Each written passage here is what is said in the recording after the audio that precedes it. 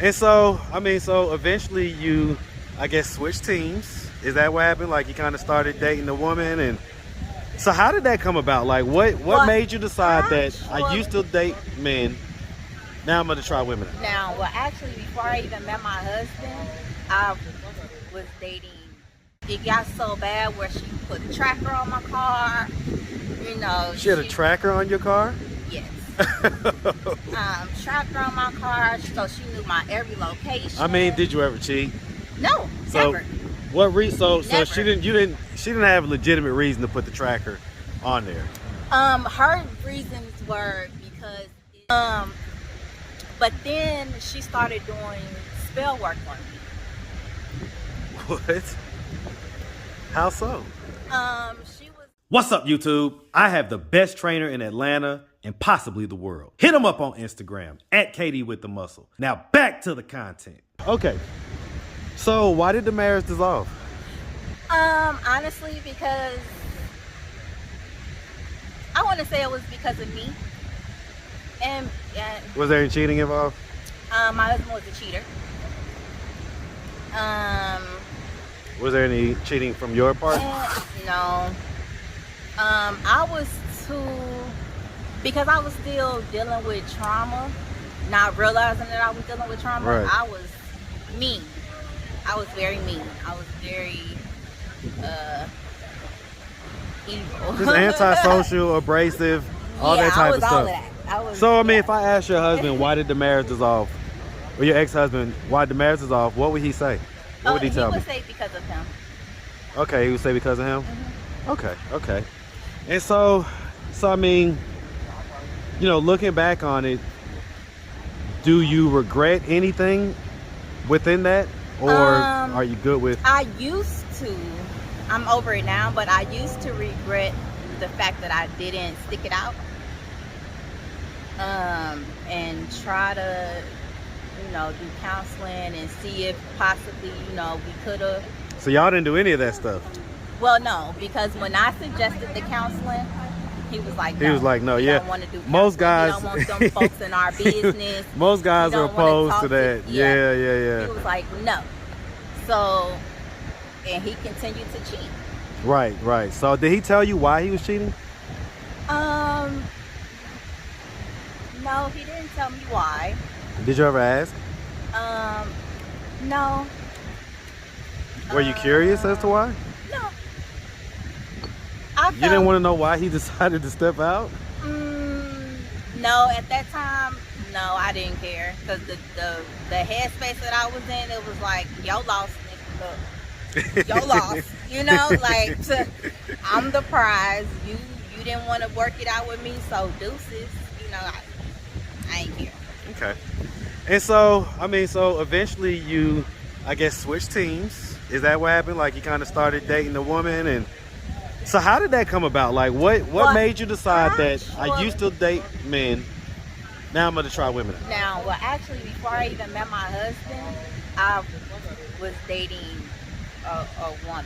Okay. Well, not a woman, a girl, right. Right. Yeah.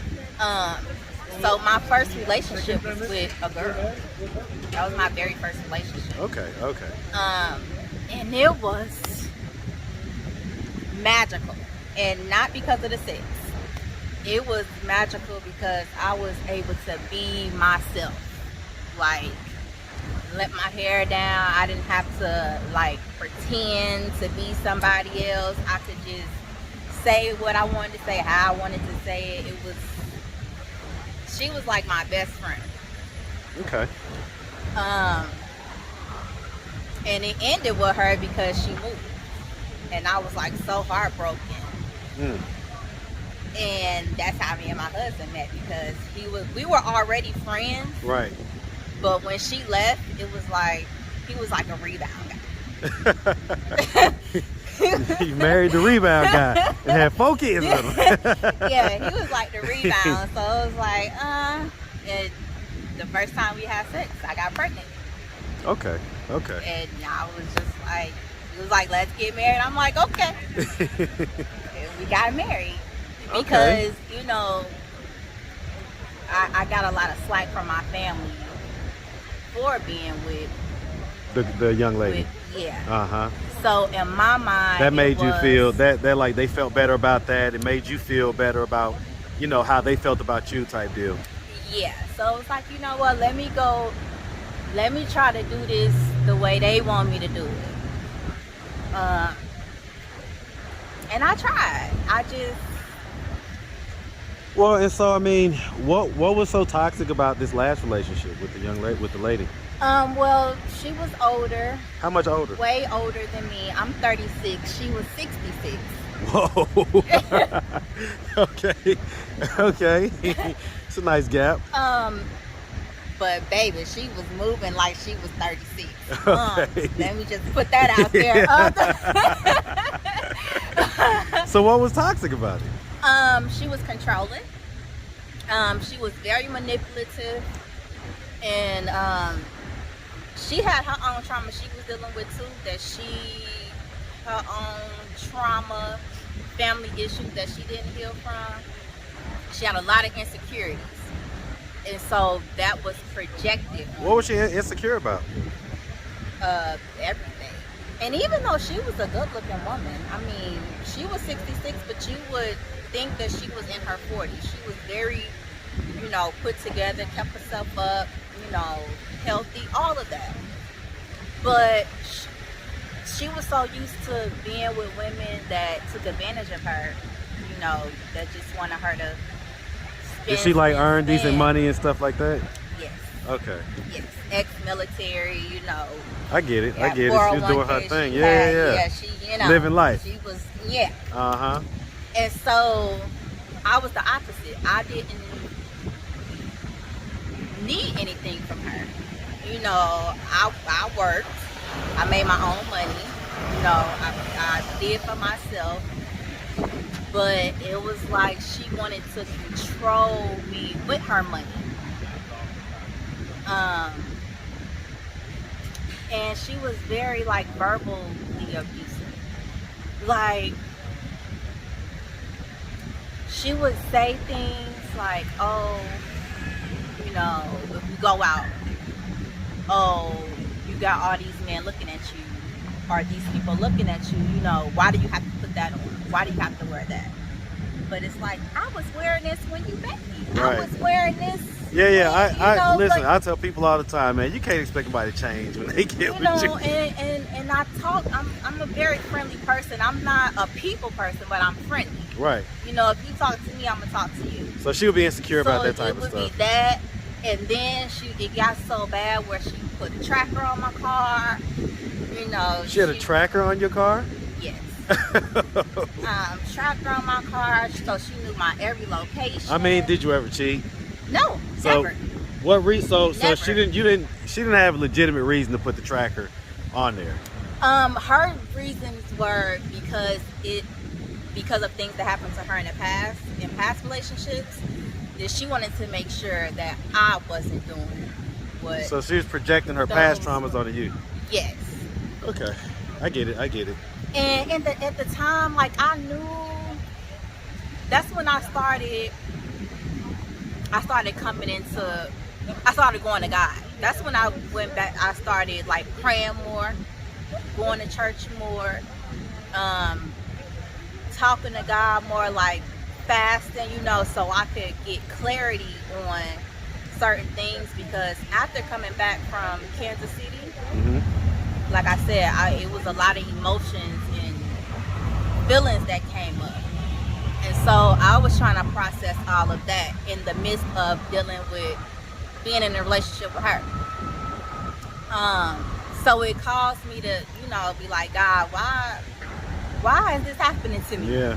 Why is she treating me like this? I go to work, I come home, I cook, I don't understand why she is on me the way she is. And then God started revealing, certain things to me. He started showing me in my dreams. And come to find out, the reason why she was projecting so much on me, because she was out there doing everything she was accusing me of. That's normally how it works. So, and it was like it just like I just stumbled across the information. You know, I was talking to God. Like, How'd you find out that she was cheating?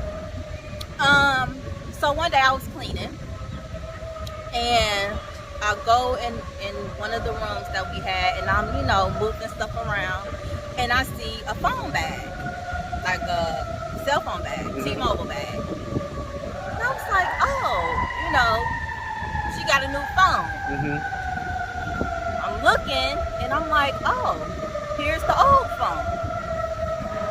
So bam, the light bulb went off. Let me go through the phone, because she's accusing me, like, let me see what's going on with her. I've never been a phone person. I feel like your phone, that's your privacy. Right. What was done in the dark eventually gonna come to light if it's meant for me to know. Right. I'm a firm believer in that. So anyway, I go through her phone, and I'm looking, I see all the text messages, videos, and pictures. And it was so bad to where when we would go out, the girl who she was cheating on me with would be in the same restaurant or the same Venue, event right, that we're at, and me not even knowing that she there. So she was scandalous with it. She had cameras in because eventually we slept in separate rooms because it was just too much for me to be in the same room with her. She had hidden cameras in the room that I was sleeping in, so she could listen to my conversation. She had pictures of me on my social medias. Now, supposedly she didn't have social medias, but all of my videos, all of my social networks were all in her phone. It's like she had like my whole life, like, everything in her phone, but was pretending like she didn't know, she like didn't know what was anything. going on. And so when I confronted her, because I'm a straightforward person, if I find something, because I can't hold my tongue, I can't. If I feel a way, I gotta tell you, Right. and we're gonna talk about it or whatever. So when I confronted her, she was like, oh, that's not what you saw. When clearly I'm reading the text messages. Right. I'm showing you the text messages of what I'm seeing. Hold on real quick. Let Grady do their thing.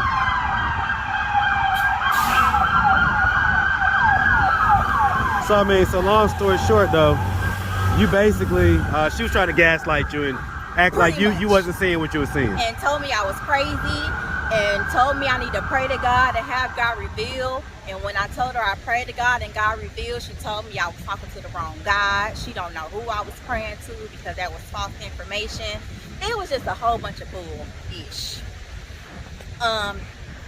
And I this may sound crazy to you guys, but maybe not.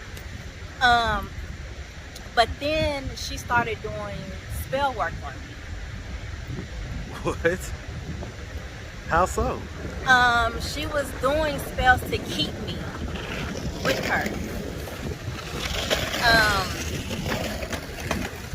And I know this because I like I said, I was tapped in. By this time, God had like woke me up. Right, you was all the way woke up at this point. He didn't start showing me. He didn't start letting me hear.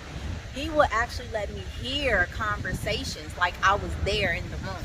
Like that's how keen, you know, God woke me up.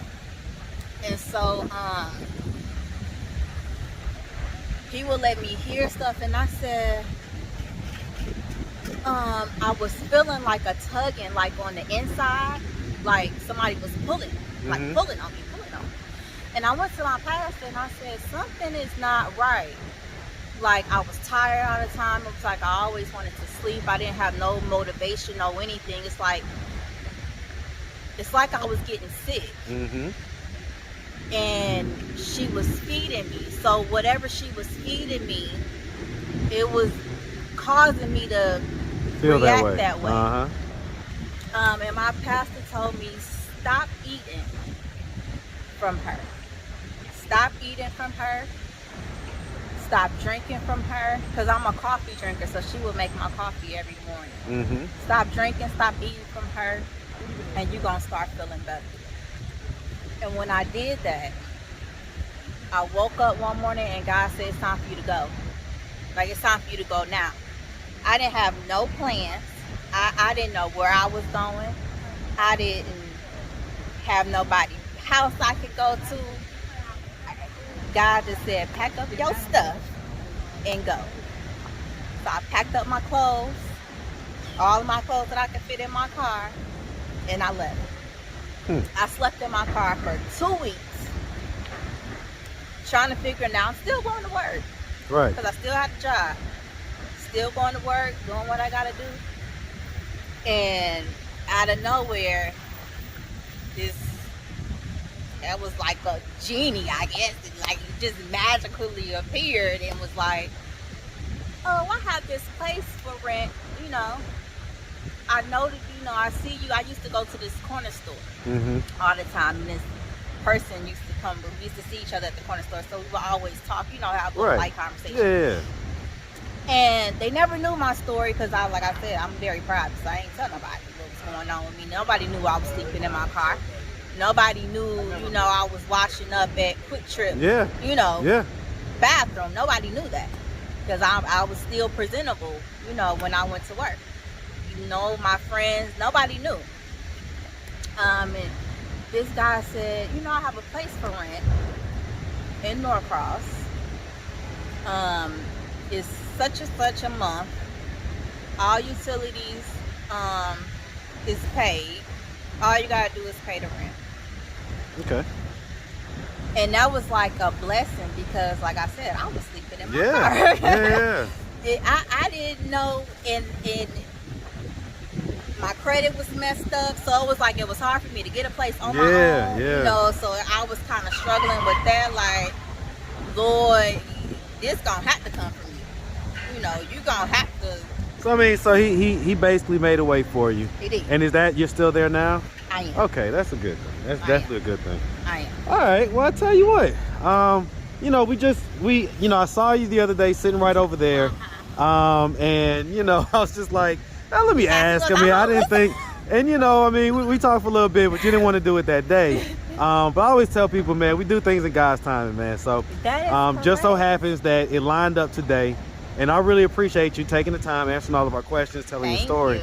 If anybody out there wanted to reach out, help, or donate, do you have a way they could do that? Do you have social media, Cash App, anything like that? I do have a Cash App. Let me check it because I always forget the name. Okay, definitely check it. You don't want to send it to the wrong person. What up, Unc? I see you, man. Give me a sec, all right? Yes, sir. Let's see. My Cash App is Beauty, B-E-A. You just put it up on the, just turn it around. Turn the phone. Yep. There you go. All right, hold on, give me 1 second. Let it focus. All right, let me just do it like this. All right, Beauty Queen 7. Yes. All right, we got it. All right. Yeah, I mean, you're definitely beautiful. You're definitely beautiful. All right, so like I say, we really appreciate you, and we definitely wish you. Appreciate so you. real quick, if either one of your exes, your ex-husband or your recent ex, were to happen to come across this video on YouTube, what do you think their thoughts and their reactions are going to be? The ex that I just left, the toxic one, she would probably be a little upset. But I didn't tell the story to bash anybody because I don't. It's your story. It's your story. No, it's your story, and you can tell it as it happened. But it's my truth. Yep. And somebody probably going through what I'm going through. Or, I was about to say, what I've been through. Man, you don't know. I get emails every day from people telling me that, man, this helped me. And that's how you ended up meeting me because God told me I need to tell my story. I need to use my throat chakra and start talking because for so long I didn't talk. I just let people run over me. And so he said, in this season, you gotta be a voice. You gotta use your voice because I'm taking you somewhere. But you gotta take the first step. And so what about the ex-husband? Oh, that's my dog. That's my. So does he know that? Oh, so he's remarried? Yeah, he's remarried. Okay. His wife is. I love her. a big, happy family. That's my dog. Do you see the kids often? I do. Okay. I do. Okay, good. So yeah, we squashed all of that. It's about these kids at the end of the day. All right. Well, I love it. Well, listen, miss, like I say, we definitely wish you nothing but the best out here, Thank you. okay? Make sure you have a good one, sweetie. Thank you. All right.